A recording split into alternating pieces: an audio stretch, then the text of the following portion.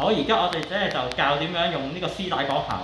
頭先一條絲帶咧個長度就要分呢個2/3同1/3長啦，大約嚇1/3、1/3啦，即係咁樣啦嚇，1/3、1/3啦。跟住咧就咁樣啦，即係大約咁樣啦。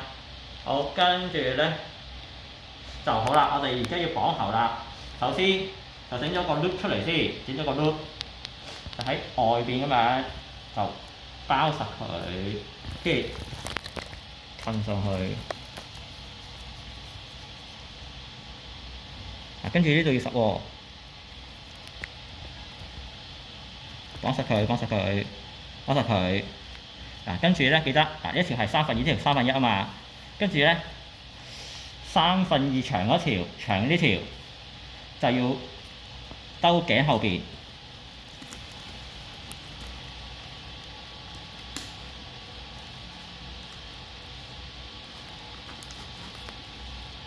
喺另一邊出翻嚟，跟住短嗰條咧1/3嗰條咧就喺上面個。好啦，跟住咧就喺兩邊咧就喺對面呢一邊就綁結啦。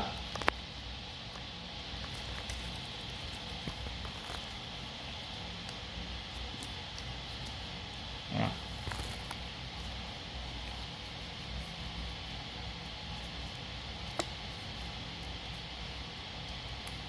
緊啲。好啦，跟住收翻靚條線啦。好，咁就再睇下啲位啦。好，OK 就完成啦。